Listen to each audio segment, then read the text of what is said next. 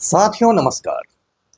पटना बिहार से मैं Amitabh Kumar Das, IPS 94 batch, और आप देख रहे हैं मेरा अपना यूट्यूब चैनल दास बोले बिंदास। क्योंकि जब बुज़दिलों ने मुंह में दही जमा लिया हो तो दास का बिंदास बोलना ज़रूरी हो जाता है। साथियों, आज मैं हिंदुस्तान के एक बहुत बड़े ठग की कहानी आपको सुनाऊंगा, जिसको मैं आयुर्वेदिक नटवरलाल कहता हूँ। इस महाठग ने आयुर्वेद के नाम पर करोड़ों हिंदुस्तानियों को चूना लगाया है और इसका नाम है बाबा रामदेव। इस वीडियो को आप आखिर तक दिल थाम कर देखिए। साथियों, कहानी शुरू से शुरू करते हैं। ये जो बाबा रामदेव है, इसका असली नाम है रामदेव यादव। ये रहने वाला है हरियाणा का और मुश्किल से ये 7वीं पास है, मैट्रिक पास भी नहीं है। ये अनपढ़ और जाहिल आदमी बहुत शातिर दिमाग का है और इसने आचार्य बालकृष्ण के साथ मिलकर पतंजलि कंपनी की स्थापना की। और आचार्य बालकृष्ण कौन है? ये मूल रूप से नेपाल का रहने वाला है, नेपाली है। और बाबा रामदेव और आचार्य बालकृष्ण की जोड़ी को आप रंगा बिल्ला की जोड़ी के जैसा समझ सकते हैं। जैसे रंगा बिल्ला दो खूनी थे, दो हत्यारे थे, साथ साथ जराइम की दुनिया में आए थे, साथ साथ क्राइम्स करते थे, वैसे ही रामदेव और बालकृष्ण की जोड़ी है। आप इन्हें आध्यात्मिक रंगा बिल्ला कह सकते हैं। तो बाबा रामदेव ने हरिद्वार में पतंजलि आयुर्वेद की बुनियाद डाली। हरिद्वार आप जानते हैं हिंदुओं का एक पवित्र शहर है, मुकद्दस शहर है, गंगा नदी के किनारे है और उससे करोड़ों हिंदुओं की धार्मिक आस्थाएं जुड़ी हुई है। वहीं पतंजलि आयुर्वेद की बुनियाद डाली गई। अब बाबा रामदेव के बारे में एक बात कम लोग जानते हैं कि इसका गुरु हुआ करता था बाबा शंकर देव। बाबा शंकर देव कुछ साल पहले मॉर्निंग वॉक पर निकला था, सुबह में टहलने के लिए, और आज तक वो वापस नहीं आया। लोग दबी जबान में तरह तरह की बात करते हैं, किस्म किस्म की बात करते हैं। कुछ लोग तो कहते हैं कि बाबा रामदेव और आचार्य बालकृष्ण ने ही उसको ठिकाने लगा दिया, शंकर देव को। जो भी हो, शंकर देव का कोई अता पता नहीं है। कोई नहीं जानता कि उसे धरती खा गई या आसमान निकल गया। साथियों, बाबा रामदेव ने पतंजलि में एक से एक घटिया आयुर्वेदिक उत्पाद बनाने शुरू किए।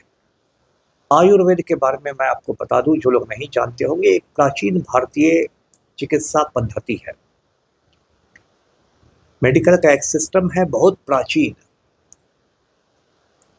मतलब हजारों साल पहले आयुर्वेद में चरक नाम के एक हुआ करते थे विद्वान। उन्होंने चरक संहिता लिखी है।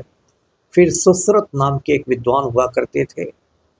और आयुर्वेद हजारों साल पुरानी चिकित्सा पद्धति है, जिसमें जड़ी बूटियों का इस्तेमाल करके, औषधीय जो पौधे होते हैं, मेडिसिनल प्लांट्स, उनका इस्तेमाल करके, हर्ब्स का इस्तेमाल करके इलाज किया जाता है। और इस देश में आयुर्वेदिक उत्पादों की कुछ बड़ी बड़ी कंपनियां हैं जो अच्छे उत्पाद भी बनाती हैं, जैसे डाबर है, झंडू है, वैद्यनाथ है, ये सब है। मैं जब देवघर का एसपी हुआ करता था, वहाँ भी आयुर्वेद की एक फैक्ट्री हुआ करती थी, जहाँ च्यवनप्राश वगैरह बनता था। आप जानते हैं च्यवनप्राश आंवला से बनाया जाता है और जाड़े में बहुत लोग इसे दूध के साथ खाते हैं। तो आयुर्वेद के प्रति हिंदुस्तानियों का झुकाव सैकड़ों सालों से, हजारों सालों से रहा है। और बाबा रामदेव और आचार्य बालकृष्ण ने आयुर्वेद के नाम पर लोगों को चूना लगाना शुरू किया। जो पतंजलि के उत्पाद होते हैं, पतंजलि के जो प्रोडक्ट्स होते हैं, वो ऐसे घटिया होते हैं जिसका कुछ बयान नहीं किया सकता। आप डाबर का शहद लीजिए और पतंजलि का शहद, दोनों हनी है, लेकिन दोनों की क्वालिटी में ज़मीन आसमान का फ़र्क रहेगा।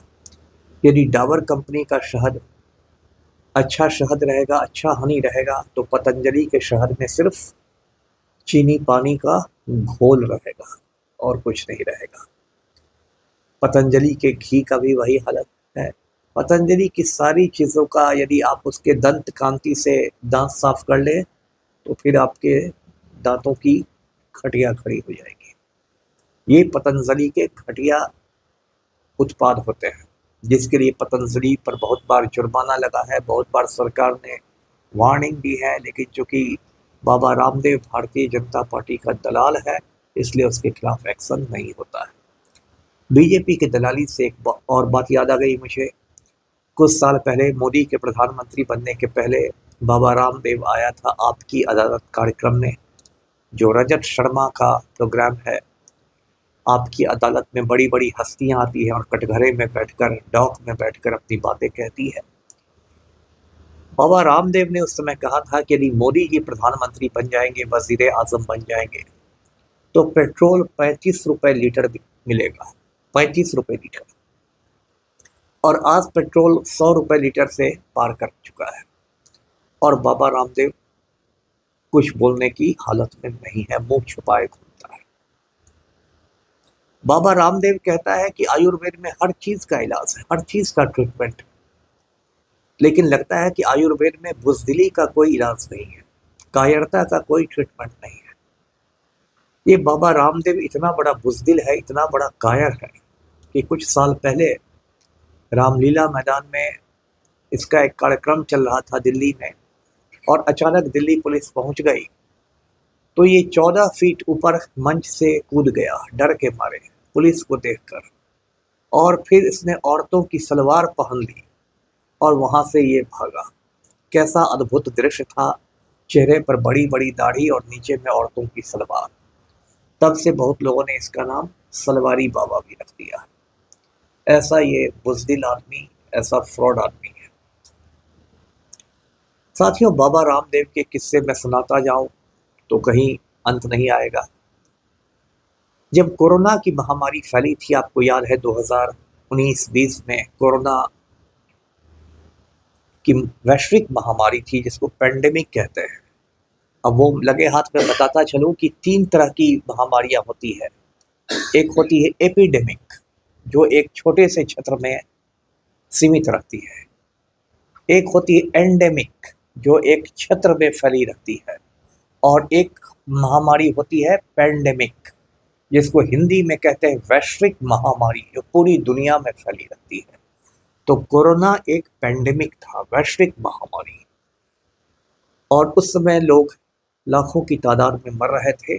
अब ये जो धूर्त बाबा है आयुर्वेदिक नटवरलाल, इसने आपदा में अवसर खोज लिया। इसने एक दवा लॉन्च कर दी, उसका नाम था कोरोनिल। और इस झूठे बाबा ने कहा कि कोरोनिल को WHO की मान्यता प्राप्त है, यानी जो वर्ल्ड हेल्थ ऑर्गेनाइजेशन है, विश्व स्वास्थ्य संगठन, उसने इसको मान्यता दी हुई है, इसको रिकॉग्नाइज किया हुआ है। बाद में WHO का खंडन भी आ गया। विश्व स्वास्थ्य संगठन ने कॉन्ट्रडिक्शन किया कि ऐसी किसी दवा को हमने मान्यता नहीं दी है। लेकिन बाबा रामदेव ने ये कोरोनिल दवा लॉन्च करके लाखों करोड़ों लोगों को ठग लिया। ये बाबा रामदेव कितना बड़ा ठग है। इसने मार्केट में एक दवा उतारी थी और उसमें दावा किया गया था कि इस दवा को खाने से सिर्फ आपको बेटा की प्राप्ति होगी, बेटी नहीं पैदा होगी, सिर्फ बेटा पैदा होगा। बताइए कैसा अंधविश्वास फैलाने वाला, सुपरस्टिशन फैलाने वाला ये मेडिसिन है। जो 5वीं क्लास का स्कूली बच्चा भी होता है, वो भी जानता है कि मनुष्य में 2 तरह के क्रोमोसोम्स होते हैं, जिसको हिंदी में गुणसूत्र कहते हैं, X और Y। और X और Y के कॉम्बिनेशन से ही भ्रूण का लिंग निर्धारण होता है, कौन लड़का है कौन लड़की है, ये बात तय होती है। ये बाबा रामदेव की दवा तय नहीं करती है, लेकिन इस ठग ने वैसा भी मेडिसिन उतार दिया मार्केट में। बाबा रामदेव नंबर 1 का नफरती चिंटू है, जिसको मुसलमानों से नफरत है, जिसके दिमाग में गोबर और गोमूत्र भरा हुआ है। 1-2 साल पहले गर्मियों के महीने में पतंजलि ने एक शरबत को लॉन्च किया। शरबत के लॉन्च करने में कोई बात नहीं है, लेकिन उसके बाद बाबा रामदेव ने हमदर्द कंपनी की जो शरबत है रूह अफ़ज़ा, उस पर उल्टे सीधे इल्ज़ाम लगाने शुरू किए। जो रूह अफ़ज़ा मुझे बहुत पसंद है, मैं उसको अक्सर पीता हूँ और हमेशा पिलाता भी हूँ। रूह अफ़ज़ा मेरा फेवरेट शरबत है, आप कह सकते हैं। इसके खिलाफ रामदेव ने बहुत उल्टी सीधी बातें कही और ऐसा असर हुआ रामदेव का उल्टा असर कि रूह अफ़ज़ा की बिक्री और ज़्यादा बढ़ गई। और ये रामदेव शरबत जिहाद की बात कर रहा था, रूह अफ़ज़ा को सिर्फ इसलिए गालियाँ दे रहा था क्योंकि उसे मुसलमान बनाते हैं। इतना बड़ा ये ढोंगी है रामदेव। और अब ये जो आयुर्वेदिक नटवर लाल है, इसने एक नया शगुफा छोड़ा है। ये हिंदू राष्ट्र की बात कर रहा है, जो एक संविधान विरोधी बात है। जो भारत का संविधान है, हिंदुस्तान का आईन है, वो भारत को एक धर्मनिरपेक्ष देश बताता है, सेकुलर कंट्री, जहाँ हिंदू, मुस्लिम, सिख, ईसाई सबको बराबरी का दर्जा है।